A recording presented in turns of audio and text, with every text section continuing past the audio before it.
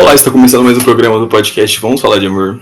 Meu nome é Caio, seu apresentador. Eu estou aqui agora com a convidada Yasmin Curvelo. Ela que é psicóloga formada na Universidade Católica do Dom Bosco, é especializada em terapia comportamental, no Instituto de Terapia por Contingências por Reforçamento.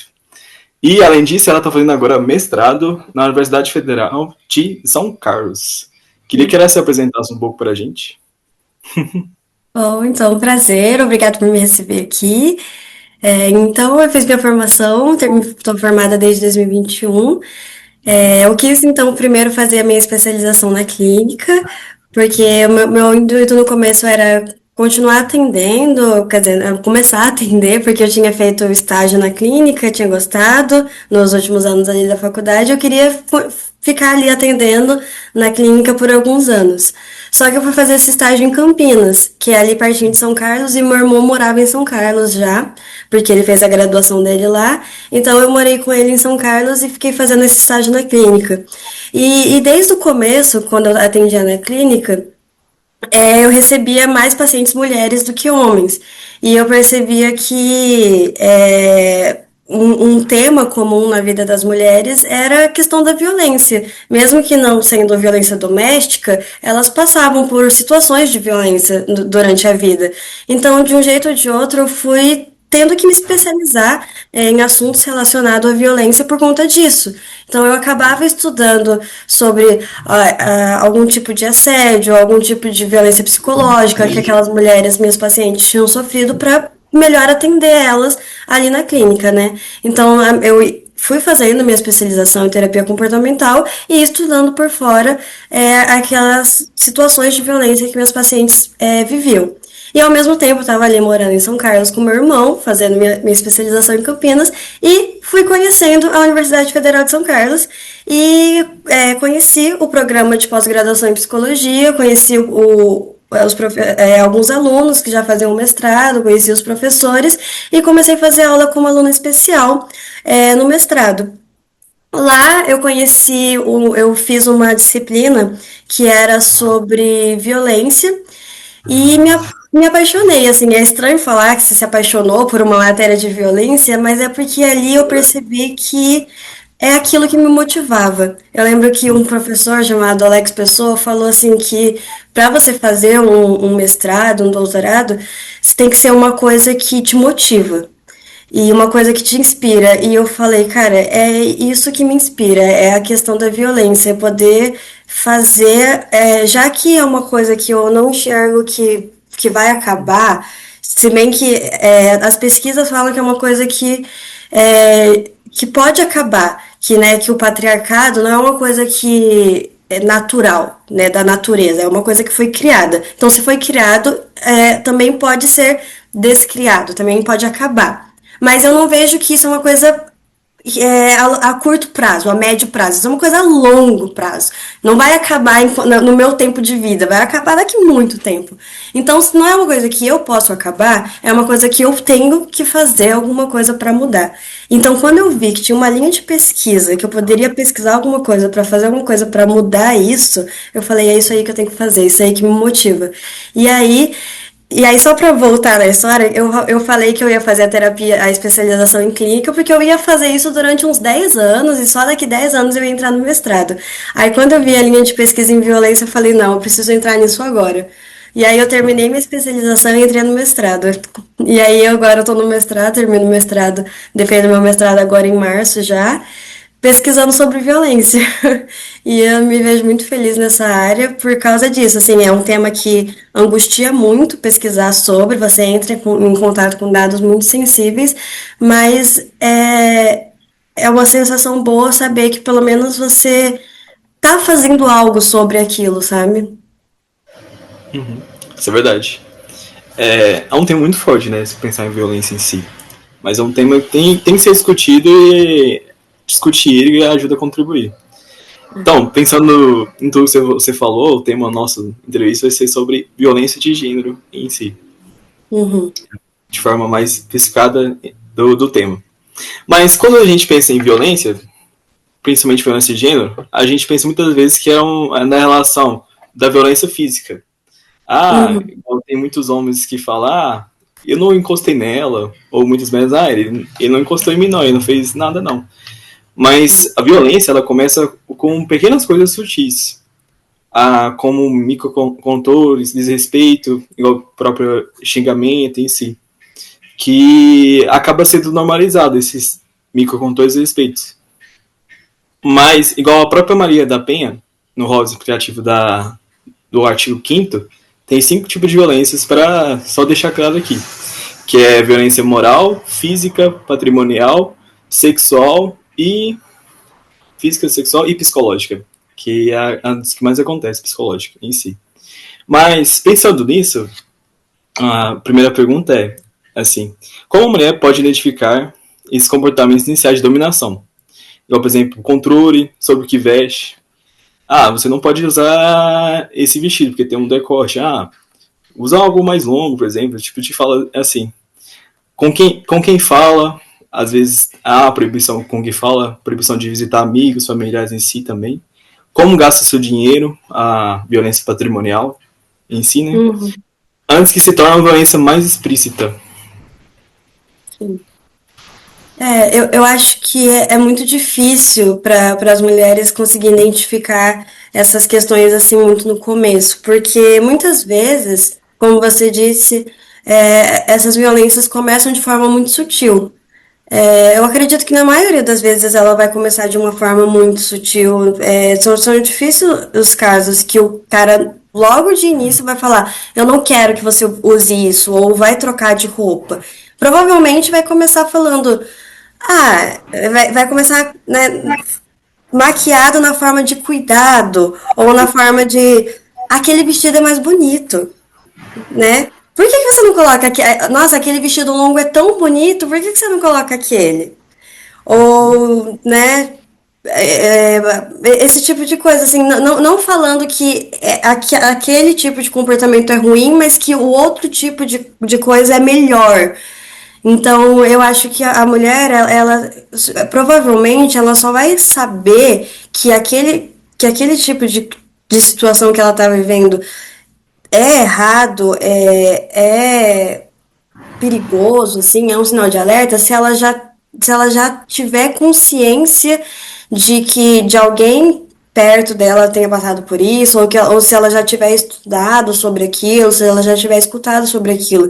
Eu acho que se ela nunca tiver visto nada sobre, é muito difícil ela saber, porque por causa disso, porque é muito sutil. A não ser que o cara realmente chegue falando grosso com ela ou impedindo ela de fazer alguma coisa, é muito difícil, porque realmente é na forma de cuidado.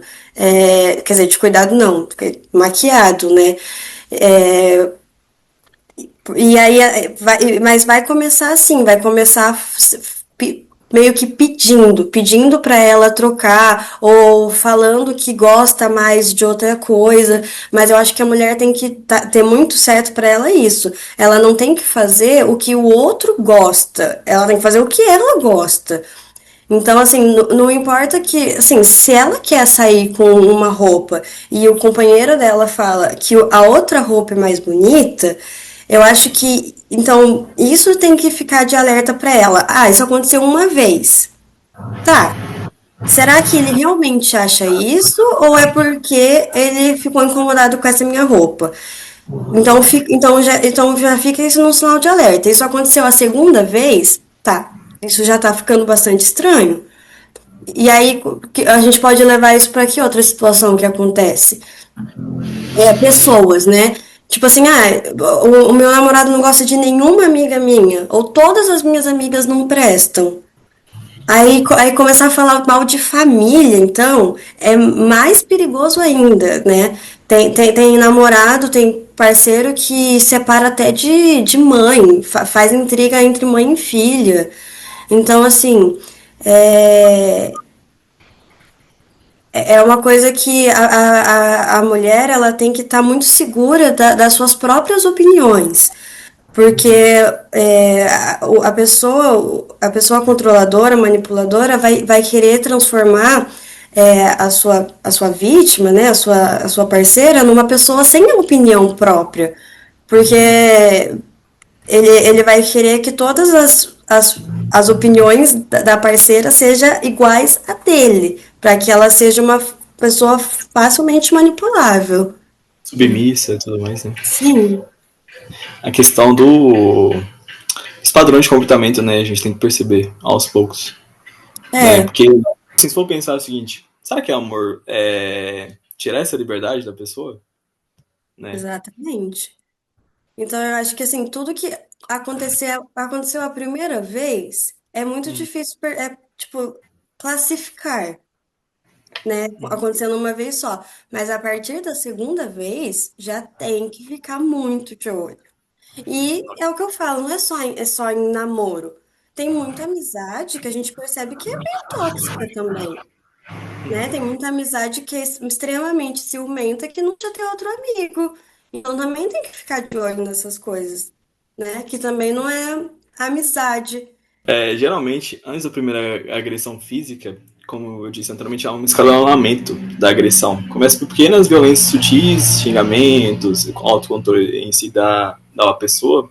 Pode ser amizade, pode ser relacionamento íntimo em si, entre parceiros, né? Mas quase sempre há uma estratégia de montagem psicológica que acontece, como a violência psicológica, que é algo muito frequente dentro da violência de gênero em si. Igual o gaslight, Hum. humilhação, controle financeiro, isolamento de tudo e de todos. Como você falou, isolamento maquiado de cuidado, né? Ah, fica aqui comigo. Não fica, vai com seus parentes, não. Eu gosto de ficar com você, tipo assim, maquiado de cuidado, né? E esses comportamentos geralmente operam para minar a autoestima da mulher e preparar o terreno para outras violências. O que você tem a dizer sobre isso em si? Nossa, eu acho que nessa pergunta você fala muitas coisas, tipo, tem muitas camadas de coisas muito importantes. Uhum. O gaslighting é uma violência que eu acho que é uma das que mais, não sei, assim, Piores, assim? é que assim, me vem a palavra enlouquecem a mulher na cabeça, mas a palavra enlouquecem é até uma palavra ruim de usar, assim, porque É sentir mentirosa. estigmatiza a mulher, sabe? Porque é justamente essa palavra que o homem vai usar. Vai falar pra mulher, você tá louca. O homem fala muito isso pra mulher.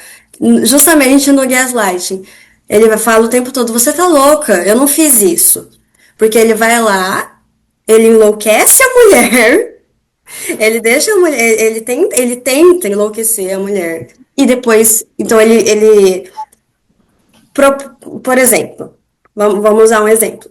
O homem fica conversando com outras mulheres Uhum. pelo WhatsApp, pelo Instagram, fica curtindo foto de mulher e tudo. Aí a mulher vai e vê isso no celular dele. E aí depois ele pega e fala pra ela que não, que isso não aconteceu. Só que ela viu. Ela literalmente viu isso. E aí Tem ele pega prova. e fala: não, você tá louca, isso não aconteceu. Uhum. Isso é o gaslighting. Ela viu uma situação e ele fala pra ela que isso não aconteceu. E ele fala isso tantas vezes que ela começa a acreditar. Agora, outra coisa, que é mais perigoso ainda, ele pega e bate na mulher. Mas aí, por exemplo, eu não sei se você viu o filme É Assim Que Acaba, você viu?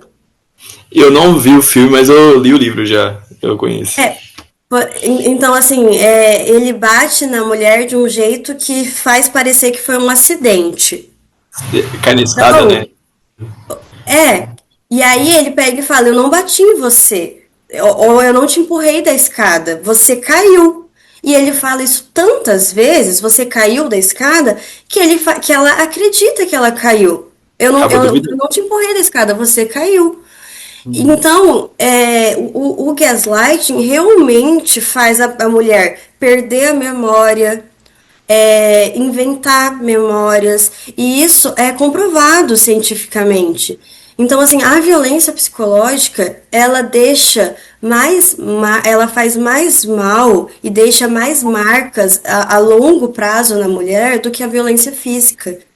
A violência psicológica, ela causa mais danos na mulher do que a violência física. Ela é mais, a violência psicológica, ela causa transtorno de estresse pós-traumático. A violência psicológica, ela causa de verdade, assim, ela causa, assim, muitos danos e ela a mulher, ela fica, assim, anos tentando se curar de um relacionamento depois de ter vivido, assim, quando ela fica muito tempo nesse ciclo de violência psicológica por causa disso, porque as marcas da violência, ela não é física. Então, às Uhum. vezes, é difícil você evocar aquela ferida para conseguir elaborar aquele trauma, sabe? Por causa Sim. disso, porque às vezes o gaslighting foi tão bem feito, entre aspas, que você nem lembra daquele trauma para conseguir elaborar. E aí, depois de anos de terapia, você lembra daquilo e aí você tem que. Você, assim, inconscientemente, entre aspas, você sabe que tem alguma coisa errada. E aí você tá lá fazendo terapia, e aí você em algum momento se recorda daquilo e tem que voltar a elaborar aquele trauma, sabe? Uhum. Então, assim, a violência psicológica, ela é muito complicada e por causa disso. E, então, todas as vezes que você tá num relacionamento, que você tá conhecendo alguém e aquela pessoa, ela é grossa com você, ela te trata mal, ela fala com você você assim, você tem uma intuição, você tem um pé atrás com o homem, você tem uma coisa que você acha que tá errado, acredita, sabe? Acredita naquilo que você tá sentindo, porque assim, é o seu sinal de alerta. É o sinal de alerta da mulher falando que tem alguma coisa errada. De Uhum. verdade. Porque assim, eu acho que a mulher ela tá muito treinada já a reconhecer quando tem alguma coisa errada nas situações, por causa de tudo que a gente já viveu. Tudo que a Uhum. gente já viveu assim, com muitos homens. Porque se você for olhar as estatísticas do quanto de mulher morrendo, com tanto de coisas acontecendo, eu não preciso ter passado por uma situação de violência física ou de violência psicológica para estar em sinal de alerta. Eu acho que só de estar testemunhando, mesmo que não com alguém próxima, uma situação de violência, mas todo dia eu tô vendo notícia de violência na TV, todo dia eu tô escutando que uma mulher foi morta. Então, aqui dentro da minha cabeça, eu tô em alerta. Então, eu Uhum. acho que quando eu escuto, quando eu tô com um homem e ele é minimamente rude comigo, minimamente controlador comigo, o meu cérebro ele já dá um sinal de alerta para mim. E eu acho que é nesse momento que a mulher tem que confiar no seu instinto e se afastar. Uhum. É preparar um plano de segurança para se afastar, né, nesse caso, né? Uhum. Porque mesmo afastando é perigoso da mulher sofrer violência. Exatamente. Porque os principais fatores de risco existentes do feminicídio é quando a mulher fala para o homem assim, eu quero terminar. Porque o homem, nós homens em si, não conseguimos aceitar o não. E principalmente o não do término, esses limites. A própria Valesca ela já falou várias vezes isso. A gente não aceita os limites, né? Uhum. É verdade. É verdade, tem muitos casos que é mais seguro para a mulher, quando ela está, né, sofrendo violência doméstica, principalmente, é mais seguro para ela sair de casa sem avisar esse homem. Ela Uhum. sair de casa quando o homem não está em casa, ou terminar mesmo que seja um namoro, terminar por telefone, não avisar. Ou só sumir, não avisar esse homem que ela tá saindo. Por causa disso que você falou. Porque se ela falar pra ele terminar pessoalmente, ela pode ser mais agredida, ela pode sofrer uma tentativa de feminicídio. Você tem toda a razão. Ameaçada, se você não for mina, vai ser mais de ninguém, essas palavras assim. Ou pior, né? Ser gravemente ferida, né? Uhum. Você tem razão. Tem muitos casos que é, sim, recomendado que ela simplesmente suma, desapareça, bloqueie.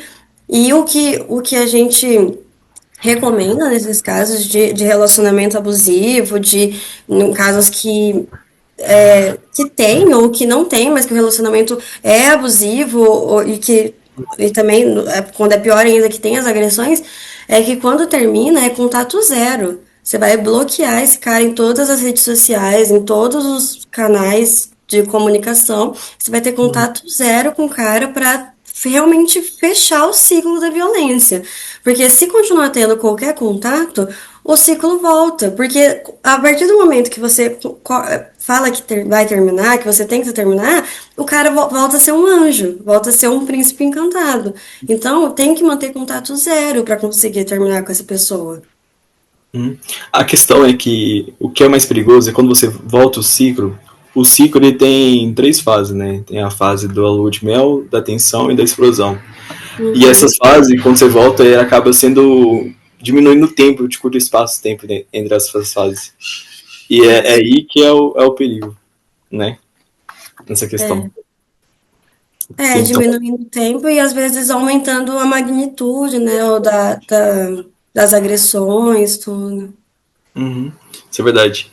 Igual, geralmente, quando a gente pensa em conflito dentro de uma relação, a gente tem certa aversão a conflitos.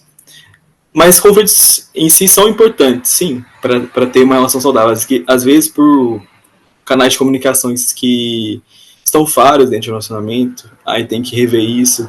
Ou por uma atitude que, você está fazendo isso, você não está me ajudando em casa, por exemplo, ter esse conflito, essa discussão de que não está acontecendo algo bom, estabelecer limites, né, nessas questões em si. Uhum. É fundamental. Mas também há os conflitos que são tóxicos ou são abusivos em si. Mas como diferenciar um conflito saudável, onde a negociação, respeito, a escuta ativa em si, de uma dinâmica abusiva que a mulher é constantemente responsabilidade pela fragilidade do parceiro. Igual, geralmente, a psicologia de gênero em si, que a Vanessa já falou, citando ela de novo, que a maioria das vezes a mulher ela é responsabilizada dentro do relacionamento. Ela que é o alicerce para se manter a família e o relacionamento. Se Uhum. algo aconteceu ruim com a família ou o relacionamento, ela é a culpada. E esse sentimento de culpa é um sentimento muito forte. Uhum. Mas como diferenciar isso pela fidelidade do parceiro? Igual ele disse, você me estressa, fiz isso porque você me escuta, sabe? E geralmente fala essas frases. Invertendo a culpa e justificando a agressão. É, Autojustificadores em si. é o que você falou, eu acho que o diálogo é a base dos relacionamentos e mais que isso, o respeito, né? O respeito e o diálogo são, né, com certeza, bases de relacionamentos. E eu acredito que quando a gente vai discutir com alguém, a gente tem que falar dos nossos sentimentos. Uma coisa que eu aprendi uma vez numa supervisão foi que quando a gente vai discutir com alguém, a gente tem que falar dos nossos sentimentos e não colocar intenção no comportamento do outro. Então, é errado, assim, também a gente não deve falar do que é certo e errado, mas assim, não, não é desejável colocar a intenção no comportamento do outro. Então, falar assim, você acha que eu sou sua empregada? Falar isso para o marido, por exemplo. Você falar isso pro seu marido, porque não tem que assim, por mais que você ache isso com toda a certeza do mundo, às vezes não é isso. Às vezes ele não acha isso. E aí quando você coloca a intenção no comportamento do outro, a tendência do outro é se defender. E aí, com o outro se defendendo, você vai se contradefender e vai começar uma discussão. E aí não vai ser uma discussão saudável. Então, quando você fala do seu próprio sentimento, o outro vai falar do sentimento dele, e aí ali você tem mais chances de ter uma discussão saudável. Então, eu acho que a gente tem que ir tentando. É mais difícil, é muito mais difícil. Você tem que ter mais energia mental, mais paciência, você tem que respirar antes de ter essa conversa. Mas você consegue ter essa conversa com mais calma. Então, eu acho que mas assim, e aí que tá. Essa conversa de falar sobre sentimentos só existe num relacionamento saudável. Um homem abusivo, ele não vai conseguir genuinamente falar do sentimento dele, porque ele não tá nem aí pro que a mulher tá sentindo, ele só quer, ele só, é muito sobre ele, é só sobre ele, né? Então ele é o que você falou, assim, ele só vai responsabilizar a mulher sobre tudo aquilo que está acontecendo, né? Então eu acho que essa é a diferença. No relacionamento saudável, o homem tá preocupado com a parceira dele. É uma relação de igualdade. No relacionamento tóxico, não. É tudo sobre o homem. É que aqui eu acho que eu sou tendenciosa, né? Então eu vou colocar ali o homem como o agressor. Mas também a gente pode pensar numa situação que a mulher está sendo a agressora, ou numa relação homoafetiva entre lésbicas, que uma das mulheres está sendo a agressora, ou, né, enfim, você entendeu? Uhum. Mas, é, mas eu acho que é isso, assim. Numa relação saudável, os dois estão preocupados um com o sentimento do outro e vai ter um momento em que um vai acolher. É, então, assim, eu entendo e acolho o seu sentimento, o outro entende e acolhe o meu sentimento, e a gente vai discordar. Eu discordo, mas respeito, o outro discorda, mas respeita, entende o seu limite, e a gente chega num acordo. No tóxico, não. Eu acho Uhum. que é isso. Acho que isso é interessante, igual geralmente há uma dificuldade, não só em relação a nós homens também, todas as pessoas em geral, para resolver conflitos em si. Porque em conflitos a gente quer dar a sua intenção, que você falou, não falar sobre sentimentos, mas às vezes apontar para cara um do outro. Tipo, Uhum. cada um tem uma visão do conflito em Isso. si. E todo mundo quer falar a sua versão do que está acontecendo. Mas uma coisa que eu gosto de falar, por exemplo, é sobre a Elizabeth Rodinesco. A Elizabeth Rodinesco é uma psicanalista que falou sobre o maior ato de amor que você deve ter é escutar seu parceiro ou sua amiga em si. Como fazer isso? A pergunta de arte escutar em si. Igual quando ela fala tem alguma coisa que ela incomoda em você, o que você faz? Apenas escuta de forma plena e ativa. E escutando, só escutando, porque às vezes a pessoa só quer desabafar e falar só sobre Sim. aquilo, né? E depois de escutar, falar assim pra ela, tá bom, vou mudar. E mudar realmente, né? O que você acha disso? Exatamente. Isso é uma coisa que eu faço muito em amizade. Às Uhum, vezes, uma amizade chega com um problema e às vezes ela não quer uma solução, às vezes ela só quer reclamar, às vezes ela quer uma solução. Então, eu pergunto, amiga, você quer o quê? Você quer reclamar? Você quer ajuda? Não, eu só quero reclamar. Então, tu não vou falar nada, eu só vou escutar. Você quer que eu fale mal com você? Eu vou falar mal com você. Mas igual, eu moro com meu irmão. Então, por isso que eu aprendi, a gente discutia muito, então eu aprendi isso tentar respirar, falar do meu sentimento, não colocar a intenção no comportamento dele. Foi com ele que eu aprendi ter esse diálogo saudável. Mas mas é difícil, por isso que eu sei que ao passar isso para as minhas pacientes, eu explico para elas o quanto é difícil e tento imaginar como é nessas relações tóxicas, né? uhum. Mas mas enfim, eu não sei, É, me perdi na pergunta. às vezes também é interessante também não discutir cabeça quente, né? Abaixar as É, facas, o né? que é muito difícil. Que é muito difícil. Pode acontecer. Eu acho que tem que sair um pouco assim da situação, às vezes sair do lugar que você tá para respirar e falar, não, eu não vou discutir isso agora. E isso é respeitar o seu limite também. Eu acho que quando você aprende que você aprende que não vai discutir de cabeça quente, você fala, olha, eu não quero conversar agora. É uma coisa que você realmente também é aprendido. Eu acho que na análise do comportamento, a gente aprende que todos os comportamentos são aprendidos. Então, a gente treina comportamentos, assim, tipo, igual criança mesmo, igual tudo. Então, e isso é uma coisa que a gente treina, de falar, olha, eu não vou conversar agora. E aí você sai, você respira, e aí você pensa no que você vai falar, e 2, 3 dias depois você volta e você conversa. E aí aquela conversa é muito mais frutífera, sabe? Muito, muito melhor, você realmente consegue resolver aquilo que você precisa resolver. Porque Isso é na verdade. hora só vai ter choro, gritaria e não vai resolver nada. É, a cabeça vai estar aqui e não vai resolver nada. Bom que você, a pessoa racionaliza, né? Aquilo lá também. Sim. Uhum. E, indo para outro lado, assim, uma coisa que é muito vigente em nós homens, assim, que é algo construído culturalmente.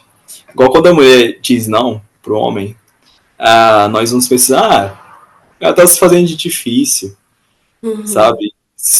Às vezes, se eu tentar mais um pouco, eu consigo o meu sim, sabe? Essa questão assim. Mas, dentro de um relacionamento de namoro ou conjugal assim, há muita coerção e a violência sexual dentro desse relacionamento. Que são umas formas muito subnotificadas em si. Porque há uma cultura do silenciamento dentro da sociedade da cultura do estupro, do abuso sexual. E isso é perigoso. O próprio Calvo do Campari tem aquela fala dele: você é minha, eu faço o que eu quiser, mais ou menos assim que ele falou. Agora eu não lembro, é uma cena horrível, né? E pensando nisso, como a ideia de dever conjugal e a neutralização da fala de consentimento em casais silenciam essa violência. Isso é uma coisa extremamente triste Verdade. que eu acho que assim está sendo um pouco mais conscientizado nos dias de hoje, porém eu acho que está sendo conscientizado só numa bolha, infelizmente. Uhum. Que assim, eu acredito que numa bolha assim de universidade que eu vivo, é muito falado sobre isso. E às vezes, mas assim, a gente tem um choque de realidade quando, que querendo ou não, assim, a gente ainda vive muito em bolhas, né? Então eu tenho uma realidade assim das universidades, e aí é muito falado sobre isso e tudo, só que daí a gente volta para a realidade, vai para bairros mais periféricos e tudo, e essa realidade ainda é muito real. E isso tudo, eu acho que isso é muito verdade ainda para a grande maioria das mulheres. Então, e quando você vê o número de feminicídios, o número de violência contra a mulher, o número de violência contra crianças, eu acho que o número de violências dentro dos casamentos, com certeza, ainda é muito alto. Teve ano passado o caso da mulher, foi francesa? Aquela Ah, mulher. foi mais sem caras, eu acho. Foi francesa vez. Então, assim, eu não Que o consigo cara, imaginar o Deus me número de livre. mulheres que está sofrendo dentro de casamentos, sabe? É, Eu é algo. acho, eu acho que Pode. assim, ainda mais agora, com essa ascensão, né, do conservadorismo de novo, e com as obrigações da mulher, com o romantismo da feminilidade, que a gente tem que ser boazinha e feminina e do lar. E eu acho que com isso vem as obrigações de ser de casa. E eu acho que ser esposa, eu acho que, querendo ou não, se tem que ser esposa, se tem que fazer tudo, tem que fazer as obrigações, tem que fazer tudo que o marido pede também, né? E isso é muito perigoso. Uhum. Isso é muito perigoso. Eu acho isso, sinceramente, muito triste. Muito triste. Dispositivo amoroso, né? Que existe na sociedade. E, A, da mulher ser submissa e tudo. e eu vou mais além. Eu vi acho que era uma socióloga que tem especialização em direito, sei lá, alguma coisa falando que essa onda ia começar a afetar nossos direitos. E eu fiquei preocupada, falei, não, mas acho que não é para tanto. Mas nos Estados Unidos já foi para parlamentar falando sobre reduzir, não, falando sobre o direito do voto da mulher. Não sei se você viu. Ah, acho que eu vi. E eu não vou me surpreender se começarem a falar sobre isso aqui no Brasil também. Sabe? Então, assim, eu acho que toda essa onda é muito preocupante porque eles veem a mulher como muito inferior ao homem, como um ser não pensante e simplesmente um objeto que vai servir para o homem para ser uma esposa, uma bonequinha que vai fazer o que eles querem. Então, tipo, a mulher, ela só vai servir para isso. Pra ficar dentro de casa, fazendo filho, e não precisa votar, não precisa trabalhar, não precisa fazer nada. Eu acho tudo isso muito preocupante, muito triste. Isso é verdade. A própria onda Red Pill, né, existente, que é muito preocupante. O ódio à mulher parece estar muito mais forte agora, porque tem as redes sociais, né? E é essa liberdade escondida de preconceito, de falas horrendas, igual, pra que ter lei Maria da Penha? Essas leis estão só piorando, tipo, aquela lei da misoginia, sabe? Tipo, esses dias eu vi um cara falando que o patriarcado não oprime mulheres porque ele foi numa casa de prostituição. E aí lá ele percebeu, porque lá ele se sentiu como uma mulher, porque lá ele era um homem e as mulheres ficavam chegando nele, as prostitutas ficavam chegando nele. E lá ele entendeu como as mulheres se sentiam na balada, porque lá ele era o homem e as mulheres chegavam nele. E era chato, porque ele falava não para as mulheres e as mulheres ficavam insistindo. E ele falou: Nossa, é assim que as mulheres se sentem? Só que ele tinha pagado para aquilo. E aí ele falou: Caramba, então as mulheres têm tudo isso de graça. As mulheres vão todo final de semana pra balada e os homens ficam chegando de graça nela. E eu tive que pagar para as mulheres chegarem em mim e elas têm coragem de falar que o patriarcado oprimem elas. Nossa Você tem senhora. coragem? E eles estavam falando de prostitutas. Prostitutas, mulheres que estão tendo que se vender o próprio corpo. Pra pagar as contas, tudo. Tipo, cara, se isso não é o patriarcado oprimindo mulheres, subordinando mulheres, o que que é o patriarcado? Cara, ai, enfim, eu fico, mas assim, eu acho que isso foi até uma. Depois eu fiquei pensando até que isso, na verdade, foi um jeito dele fazer aqueles homens. Que ele não pode ser burro, assim. Foi só um jeito de fazer o clãzinho dele lá odiar mais as mulheres e ficar do ladinho dele pra. Nossa, não, é verdade, a gente odeia mulheres, vamos nos juntar a você e odiar as mulheres. Porque ninguém pode ser tão burro É, assim. as mulheres têm privilégio. As mulheres têm privilégio e tudo mais, enquanto nós homens aqui estamos sofrendo. Não podemos nem chegar aqui nas mulheres que é assédio. Eu vejo muitos comentários.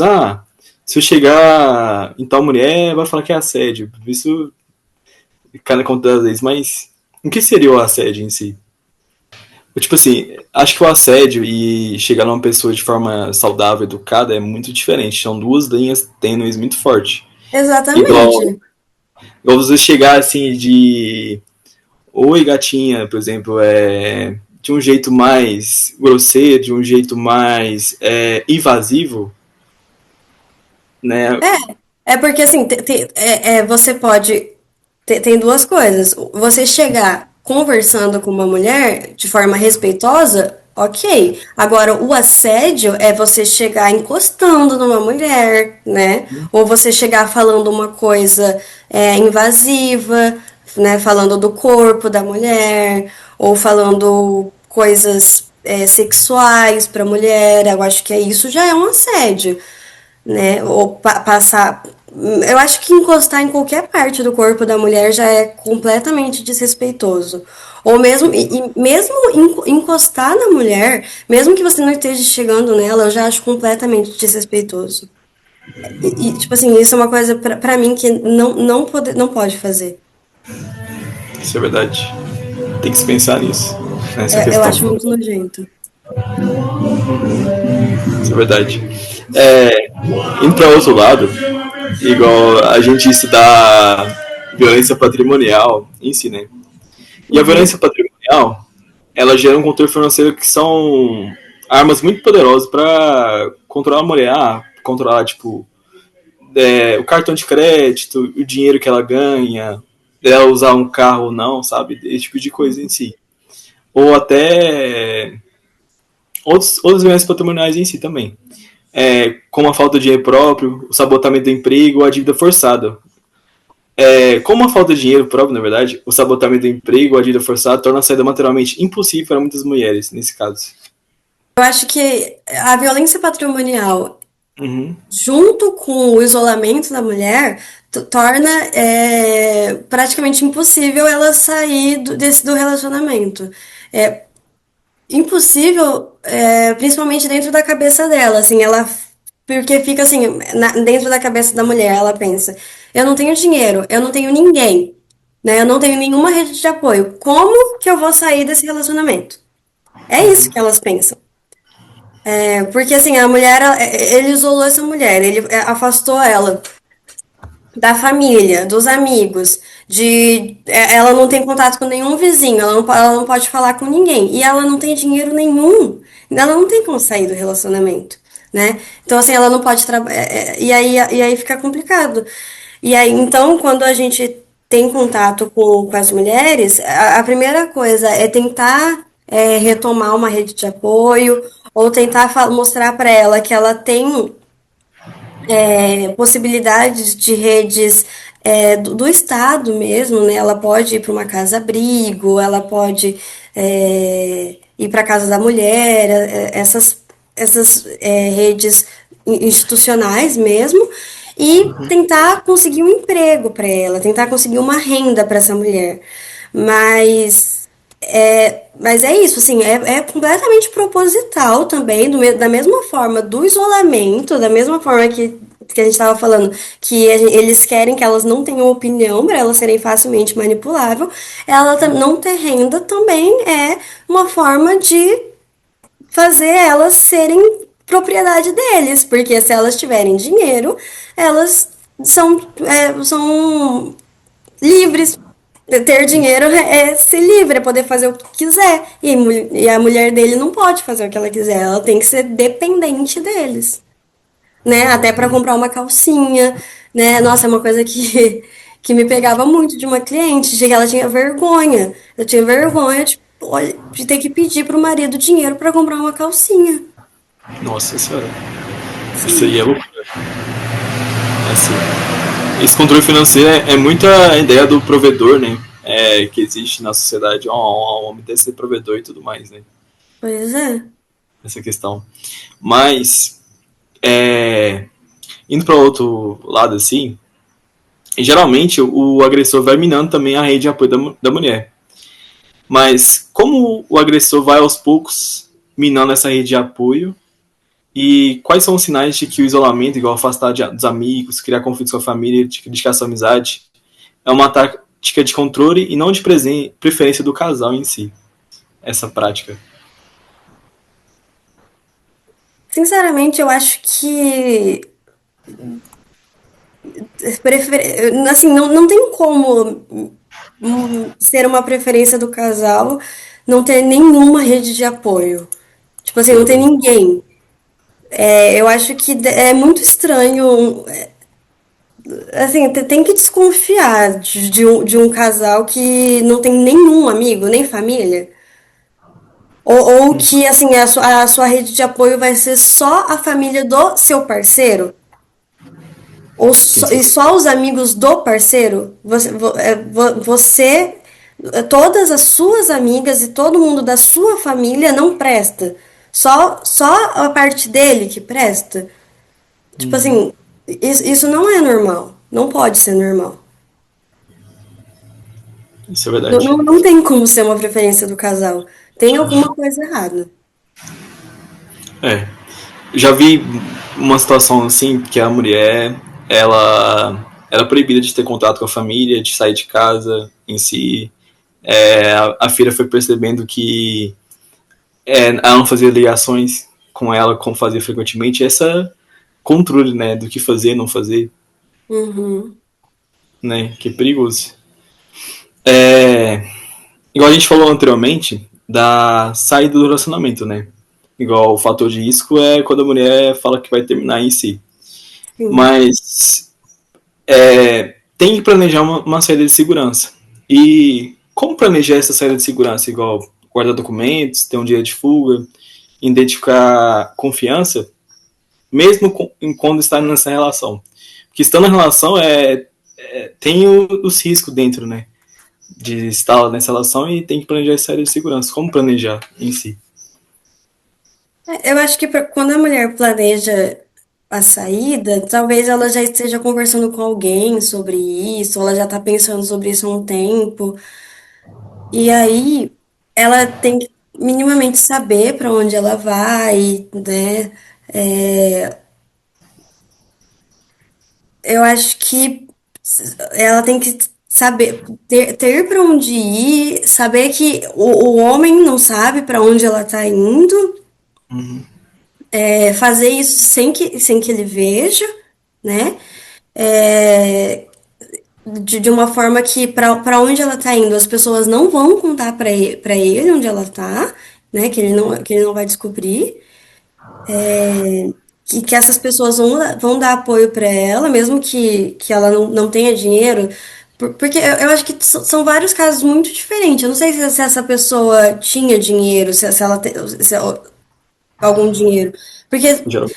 assim, se é uma mulher que eu tô atendendo, primeiro a gente vai fortalecer a cabeça dela, assim, se ela não tinha renda, ou se ela não tinha rede de apoio, primeiro ela vai conseguir um a primeira coisa que a gente faz não é ela sair da relação. Porque não adianta, se ela sair da relação, se a primeira coisa que eu faço é vamos terminar essa relação, ela vai voltar. A primeira coisa que eu vou fazer é fortalecer, tentar fortalecer, estruturar ela, tentar fazer ela procurar uma fonte de renda, tentar retomar a rede de apoio dela. E aí depois, se ela quiser, né, naturalmente ela vai terminar aquela relação. Mas as primeiras coisas é fazer ela retomar a vida dela independente dele. Porque naquele momento ela é totalmente dependente dele. Entende? Mas Entendo. assim, supondo que ela quer sair daquela relação. Quer dizer, que ela vai sair de casa, né? Aí o que a gente vai falar é isso, que ela vá para casa de alguém, num momento que ele não esteja em casa, e que essa pessoa não que ela tenha certeza que ninguém vai contar pra ele que ela tá lá, que ele não vai descobrir aonde ela tá. E que no momento que ela vá pra lá, ela mantenha contato zero com ele, né? Ela já bloqueie ele nas redes sociais e tudo. Ou se tiver filhos, aí é uma situação, né, completamente diferente, que na verdade, se tiver filhos, eu não lembro direito como que lida com essa situação, mas aí eu acho que ela vai levar os filhos e aí já vai ter que não vai poder bloquear e tudo, mas não fala onde tá, né? Não vai falar onde tá, mas aí já vai mas acho que não vai poder bloquear e tudo, porque senão acho que ele vai poder chamar a polícia e tal, mas aí Talvez ela faça um boletim de ocorrência sobre violência doméstica, se tiver alguma coisa assim. E já entra com advogado, essas coisas, para entrar com processo de divórcio. E, depois definir como que vai ficar a guarda dos filhos. Mas é importante que ele não saiba para onde que ela tá para não escalonar essa questão da violência. É, isso é fundamental em si. Até essa fugir, né, do local de risco em si, né? Sim. Então, mas agora, pensando agora nas especificidades da violência em si. Igual, por exemplo, uma violência que é muito presente é com mulheres idosas em si. Mas, pensando nisso, como a violência doméstica se manifesta com mulheres idosas, que muitas vezes estão nas mãos de maridos, filhos ou cuidadores, né? Ou até netos, porque tem uma questão também patrimonial em si, que é existente, Uhum. igual de herança ou de controle financeiro de uma mulher idosa ou até da casa em si. E é agravado pela dependência física, financeira, que eu havia dito, né? E pelo silêncio geracional. Como é a violência da mulher idosa? Eu nunca estudei especificamente sobre a violência contra a mulher idosa, só Uhum. que eu acredito que essa violência se dá muito pela negligência, de deixar, né, de faltar cuidados com a mulher. E também de quando fala alguma coisa, né? De quando cobra alguma coisa, tem essa violência, principalmente a violência física, a violência psicológica, de agressões verbais, né? E o que você falou da violência patrimonial, de às vezes usar o dinheiro dessa idosa, usar a aposentadoria dessa idosa para consumo próprio, em vez do consumo com a própria idosa, tipo, do consumo não, né, de comprar as coisas que ela precisa usar para si próprio. Essas situações eu já vi acontecendo, de pegar empréstimo no nome dos idosos para uso próprio e faltar coisa de comida, faltar dinheiro para o aluguel do idoso, de deixar, não levar o idoso para passear, não levar deixar o idoso preso dentro de casa, e o idoso adoecendo porque não faz nada, fica o dia inteiro preso dentro de casa, por isso que eu falo da negligência. Fica o dia inteiro preso dentro de casa, mal vê a luz do sol, e quando reclama, às vezes ainda apanha, às vezes, né, sofre violências verbais, porque não tá fazendo nada, às vezes tá passando fome, só tem 2 refeições por dia, às vezes só tem uma refeição por dia, tá sofrendo a violência patrimonial, sabe? Então, assim, muitos idosos nessa situação de completa negligência e ainda ali é uma violência doméstica. Isso é verdade. Isso é perigoso em si. Realmente também a, o cybercontrole, né, o stalking online, né, e que é a violência estendida para a internet em si. Como que essa violência do cybercontrole dentro da internet, a difamação nas redes, são extensão da violência doméstica e ferramenta de humilhação e isolamento em si. Nossa, essa é uma questão extremamente complicada e que causa muita ansiedade nas mulheres, porque é o cara que, além da violência doméstica, fica controlando 24 horas o que a pessoa está fazendo online, né? Então, a pessoa, ela não pode entrar no celular para responder uma mensagem que fala por que que você está online? Está conversando com quem? Não é? Você já teve contato com esse tipo de gente? Eu já todo dia no gabinete de violência doméstica, todo dia eu tenho contato. Cara, é muito, muito triste também, porque daí é o tempo todo. E aí a pessoa fica extremamente ansiosa. A pessoa fica o tempo todo com o celular assim, e aí fica o tempo todo tendo que responder aquele namorado, aquele parceiro, e fala assim. E aí a pessoa, ela não pode. Assim, eu vi pessoas que perderam a vida social com outras pessoas, com um amigo, com família, porque tem que estar o tempo todo respondendo o namorado no WhatsApp, assim, porque se não tá presencialmente com o namorado, tem que estar conversando com o namorado no WhatsApp, porque senão o namorado fala, por que que não tá me respondendo? Tá me traindo. E aí é isso, né? É, assim, como que eu posso explicar assim? Porque, por exemplo, essa história que eu conheço Uhum. pessoalmente, o namorado falava, vou dar nome. Quando a Maria não estava presencialmente com o José, eles tinham que estar conversando por mensagem. Só que, se a Maria não estava respondendo o José no WhatsApp, estava respondendo outra pessoa, aí o José falava: Por que você está online e não está me respondendo? Você está conversando com quem? E se a Maria demorava 2 minutos para responder o José, ele também já ficava bravo, já surtava, já. Então, assim, ela não tinha vida social, ela não fazia mais nada, ela só podia estar respondendo ele ou ela tinha que estar com ele. Ela não fazia mais nada, tipo assim, a vida dela era estar com ele. E o tempo todo era isso, era o tempo todo controlando o que ela fazia, o que ela postava, ela não podia ter ninguém nas redes sociais, enfim, era o tempo todo isso. E para além disso, é, controlar o que posta, né? Controlar as curtidas, controlar. Postar foto do biquíni, por exemplo. Que mais que acontece? Que mais que você vê na internet?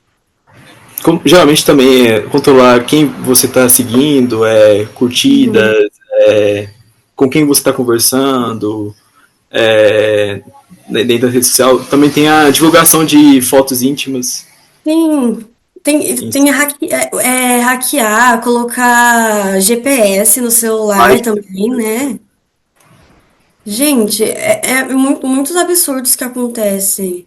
muito Nossa, isso é absurdo. tudo muito perigoso. Nossa. Também há. Geralmente também há esse certo controle do rastreamento, né? E também há o controle, né? Do que a pessoa está mexendo nas redes sociais, né?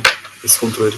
Sim, e ficar revistando o celular, né? Tipo, chega todo dia, parece que a primeira coisa que tem que fazer é olhar o celular do outro pra ver todas as conversas que teve. Isso é verdade. Tipo assim, tira completamente a liberdade do outro. É um ciúme escondido, né? Eu acho que não é nem escondido, né? A pessoa fala, tô com ciúmes, tá? É um ciúme escondido de amor, entendeu? Mas é um Ah, ciúmes abusivo. não, cara, pra mim isso é completamente desesperador, assim. Eu vejo essas situações acontecendo, me dá uma angústia, assim, um negócio extremamente ruim. Sério, eu vi essa situação acontecendo, foi assim, de uma pessoa muito próxima a mim, e eu ficava, cara, como que você tá deixando isso acontecer? Sério. Foi muito desesperador. Imagino. Eu vi que você, no seu mestrado, a sua principal linha de pesquisa é violência contra mulheres na universidade, né? Uhum, E geralmente a violência contra mulheres na universidade muitas vezes ela é silenciosa. Igual tem assédios em orientações, perseguição em grupos de estudo ou calúnia nas redes sociais. Como uhum. a hierarquia e a cobrança por excelência acadêmica são usados para calar as vítimas, na verdade. E o que as universidades e a comunidade acadêmica pode fazer de concreto para proteger essas mulheres e punir os agressores, acabando com a impunidade em si. Bom, é o que você falou, a hierarquia, ela silencia muito as vítimas, justamente por causa disso. É muito normalizada a violência na universidade, justamente por causa dessa hierarquia. Então, o que acontece muito na universidade é essa violência psicológica, o assédio moral, de, Uhum. dos professores, dos orientadores, de chegar, fazer humilhações com alunos, com orientadores e o próprio aluno, a própria vítima, normalizar aquilo e as testemunhas também normalizarem aquilo e falar: ah, não, é assim mesmo. Ou, tipo, todo mundo passa por isso. E não contar aquela situação que aconteceu, às vezes nem para outras pessoas, nem para os seus pares, e nem denunciar aquilo, porque tem medo do que o professor pode fazer Retaliação. em relação à sua carreira, né? Em relação a, tipo, ah, se eu contar, ele vai me queimar para os outros professores, ou ele vai, tipo assim, ele não vai gostar de mim, né? Ele vai diminuir minha nota, ele vai, não sei, não vai mais querer me orientar, alguma coisa assim. E também porque, tipo assim, e não contar para os pares, porque os pares vão achar ele fraco. Tipo assim, porque justamente por causa disso, porque o orientador fez isso comigo, mas também fez isso com o meu colega. E o colega não contou para ninguém, o colega não denunciou. Então, se eu denunciar, eu vou ser fraco, entre aspas. Uhum. Mas, e aí para você ver como essa violência está estruturada, está institucionalizada, está acontecendo com todo mundo. E o que eu falo é que esse orientador que está humilhando hoje foi humilhado no passado. Então, Sim. ele sofreu a violência e aí hoje ele está violentando e amanhã o outro vai violentar e essa violência tá passando e tá passando e tá todo mundo violentando e tipo, gente, para, né? Cara, esse ciclo não se acaba. Tá muito estruturado, tá muito estruturado. E o que eu tô vendo, eu tô escrevendo minha dissertação agora, o que a literatura está falando é uma coisa que eu já pensava, mas agora com referências, é que as universidades elas não fazem nada, por quê? Justamente por causa disso, que elas estão preocupadas com os rankings, elas estão preocupadas em ser a universidade top 1 do Brasil. Elas estão preocupadas então, esse professor que está humilhando o aluno é o mesmo professor que publica 20 artigos no ano na revista, em revista internacional, em revista fator X de impacto. Então, eles não vão demitir esse professor. Eles não vão demitir esses professores porque é esse professor que coloca a universidade lá no ranking 1 do Brasil. Então, eles vão olhar para esse aluno, vão falar: Nossa, sinto muito, a gente vai acatar aqui sua denúncia, mas não vai acontecer nada com esse professor. Isso é verdade. Entende? Na verdade, isso é algo silenciado, né? Uhum. É, meio que é um acolhimento revestido de. Ah, tá bom. Obrigado Ouvi e te aviso. obrigado por avisar. Mas, indo para outro lado, assim, na questão dos serviços formais. Igual assim, após a separação, é comum que a mulher volte ou reative o contato com o agressor, né? Igual muitas vezes os pedidos de revogação que vem, tem vários motivos. Ah, eu quero reatar o orçamento. Ah, o meu filho está com saudade do pai. Ah, eu tô com problemas financeiros, eu não consigo me sustentar. Várias questões, motivo de pedir revogação existente, quando a mulher vai pedir revogação da medida protetiva em si. É, movida por. Às vezes também, essas questões de dela voltar é também movida por promessa de mudança. Igual o próprio Bela e a Fera. A Bela tá com a Fera, a Fera é agressiva, é raivosa, mas a Bela tem esperança de que ele vai mudar em si. Ou carência ou até pressão externa da família em si, que é muito difícil, né? Mas como lidar com essa fase sem auto-julgamento e como fortalecer a decisão de romper o ciclo definitivamente? Não, para mim, o ponto-chave de romper Uhum. o ciclo é, como eu te falei, do contato zero. Eu sei que quando tem filhos é muito mais difícil manter o contato zero, Verdade. mas é o essencial, assim. Talvez, assim, nessa questão de quando ter filhos, tentar achar um mediador para essa situação, algum parente, alguém que possa fazer essa mediação para a pessoa, né, para a mulher.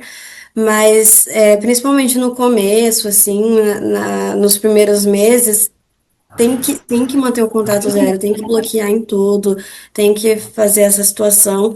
E aí, sério, tem que achar mesmo nem que seja um advogado, alguma outra pessoa para fazer essa mediação em relação aos filhos, porque senão não tem como. A pessoa vai acabar voltando para o relacionamento, porque a questão do ciclo é muito intensa. É muito tempo vivendo essa relação de dependência com o abusador, com a pessoa que seja.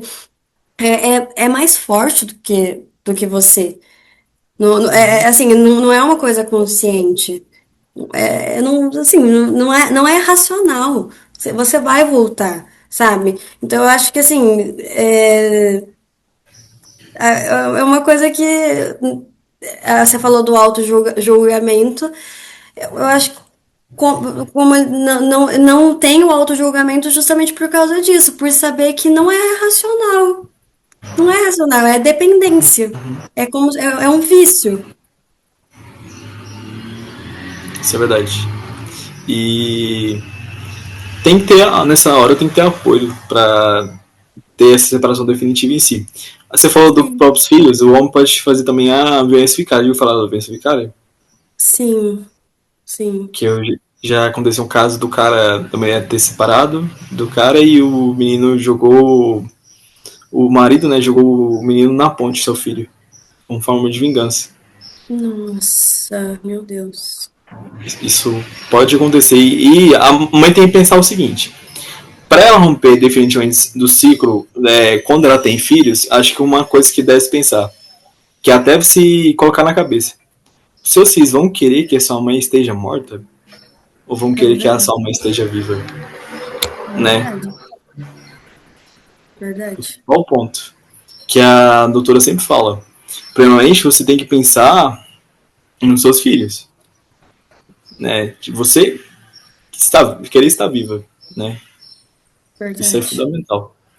E em si, para além dos serviços formais, como a rede de apoio entre mulheres, amigos, vizinhos, familiares, colegas, que é a própria solidariedade feminina existente, né? Pode funcionar como sistema de alerta e ação fundamental. Igual palestras, a própria entrevista aqui, né? Pode ajudar também em si. Qual o papel de cada uma nessa rede das mulheres em si? Uhum. Eu acho que conversar com outras mulheres sobre isso é muito interessante para saber que nenhuma experiência é individual, que aquilo que ela está passando, muitas outras mulheres passaram uma situação muito semelhante, quando não igual. Uhum. Que do mesmo jeito que, né, assim, ela pode superar aquilo como muitas outras superaram, encontrar exemplos, modelos de como superar, Uhum. é, encontrar ajuda mesmo. Às vezes ela pode encontrar alguém que está passando uma situação parecida na mesma cidade, ou às vezes, sei lá, se ela quiser mudar de cidade, ela pode até mudar aí para uma cidade onde ela encontrou alguém para ir. Às vezes é uma mulher solteira e ela quer sair da cidade onde está o abusador dela. Ela vai para onde ela encontrou uma amiga num fórum de rede social, ela, né, vai.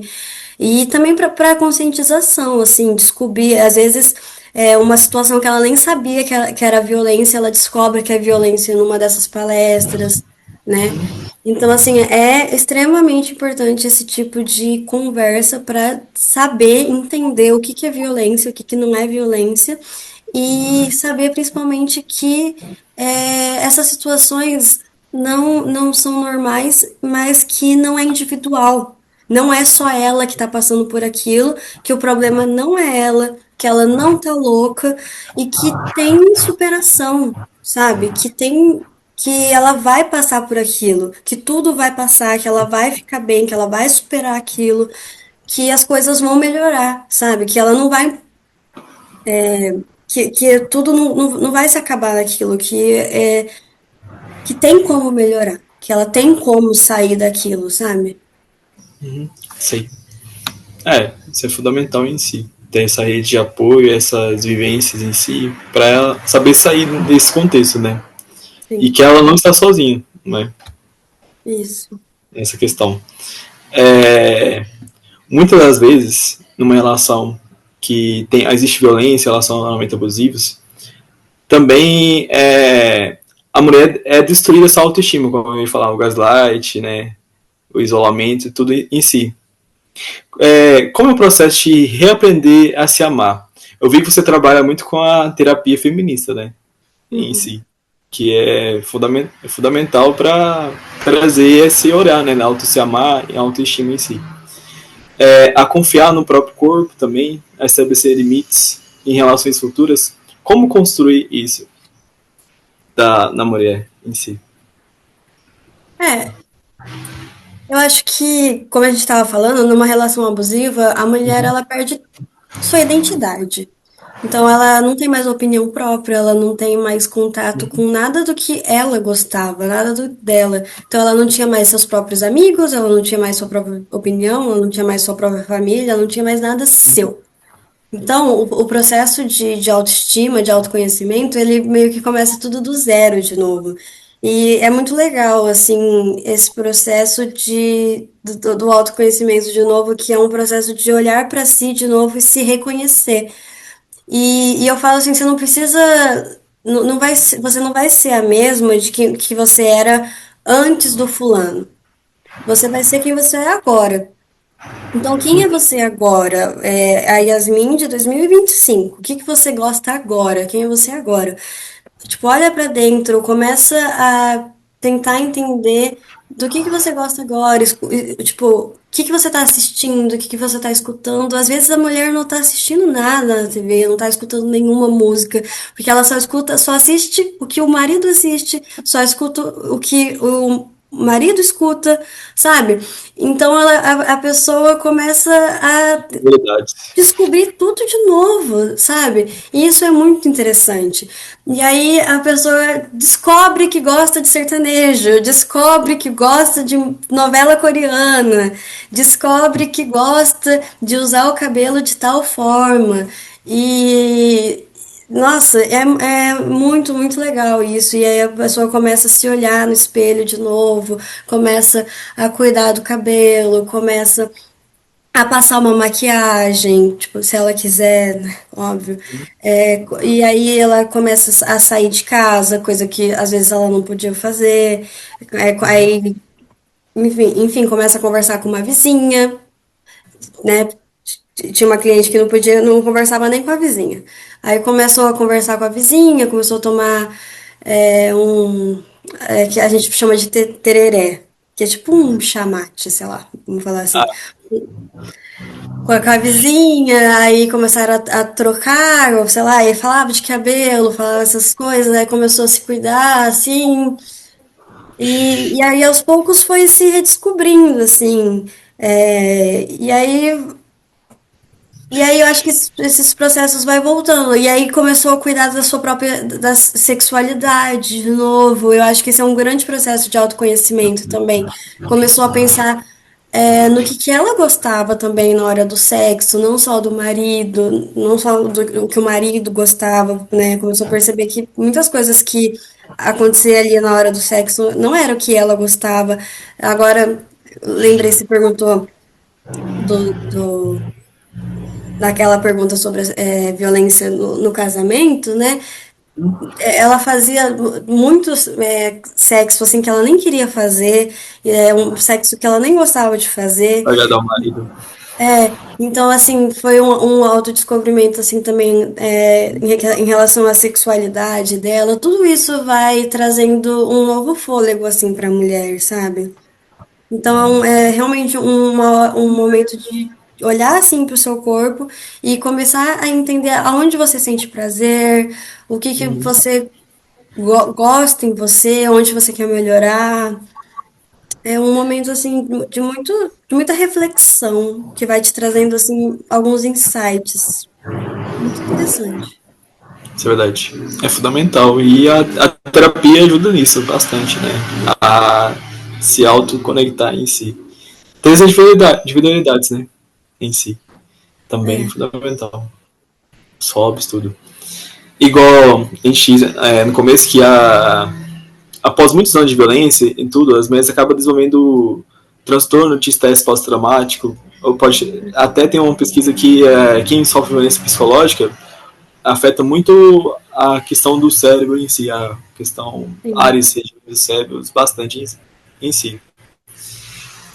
Causa também depressão, ansiedade crônica, pode também causar ideação suicida em que a mulher se sente culpabilizada e essa culpabilização do relacionamento causa vários transtornos e difíceis, né, de trabalhar. Mas como que o trabalho terapêutico pode ajudar essas mulheres que estão sofrendo esse tipo de adoecimento que muito forte, de recursão da identidade e da confiança do próprio julgamento? É. Então, eu acho que na terapia a gente vai ter que fazer uma avaliação, né, de como que essa mulher tá, é, do nível do que ela tem sentido, de se ela tá com algum desses transtornos, se ela desenvolveu um TEP, uma depressão, uma ansiedade, e em que nível que ela tá. Se a gente identificar que ela tá num nível de depressão, de ansiedade, assim, muito elevado, ou se ela tá com um nível de TEP, também vai ser encaminhada para um psiquiatra para fazer um acompanhamento simultâneo ali, né, do psiquiatra da terapia. É, mas, né, às vezes não é o caso, às vezes é um nível mais baixo ali, às vezes ou não chega tanto, que é só vai ficar com a terapia. Mas se for o caso, aí a gente faz o acompanhamento nos dois, né? Mas eu acho que, como eu falei, a gente vai ir tratando ali na questão do autoconhecimento da mulher, reestruturando as questões, tentando elaborar o que ela passou nesse relacionamento, se gerou algum trauma,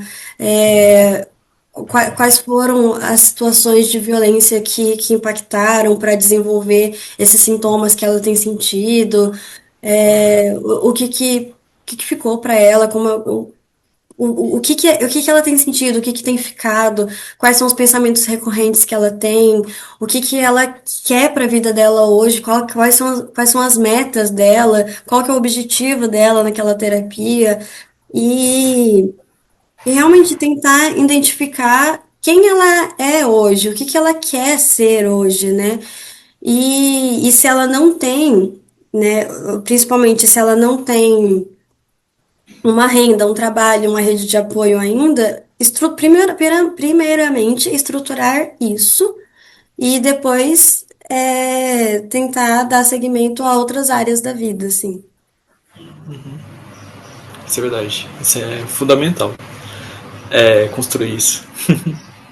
Então, indo para o final da entrevista, uma pergunta que eu sempre faço para os meus entrevistados, que é a seguinte pergunta: o que você gostaria de ter sabido antes sobre o amor?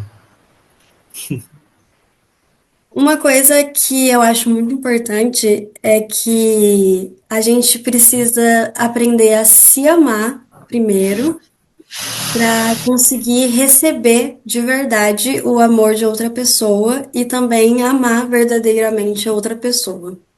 Isso é verdade. Uma coisa que eu gosto de falar é que a gente deve se construir as coisas da nossa vida, financeiro, autocuidado, família, terapia, antes, durante e depois do relacionamento, né? Uhum. Fundamental isso. E eu quero agradecer a Yasmin Curvelo pela entrevista. Vou deixar para ela se despedir de todo mundo. Ah, muito obrigada. Foi um prazer estar aqui com você. Eu adorei a entrevista. Muito obrigada. Agradecer, espero que tenham gostado e até mais, até os próximos programas.